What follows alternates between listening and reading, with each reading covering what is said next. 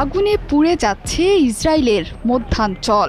গাজায় যখন আগ্রাসনের সব সীমা ছাড়িয়ে যাচ্ছে ইসরায়েল, ঠিক তখনই মধ্যপ্রাচ্যের কসাই বেনিয়ামিন নেতানিয়াহুর দেশ থেকে ভেসে এলো আর্তনাদ। ভয়াবহ দাবানল ছড়িয়ে পড়েছে দেশটিতে। আগুনে পুড়ে খাক হয়ে যাচ্ছে প্রান্তরের পর প্রান্তর। আগুনের তীব্রতা আর বাতাস এতটাই ভয়ঙ্কর হয়ে উঠেছে যে নিমিষেই বেশ কয়েকটি শহরে ছড়িয়ে পড়েছে দাবানল। এরই মধ্যে শহরের বাসিন্দাদের নিরাপদ দূরত্বে সরিয়ে নেওয়া হয়েছে।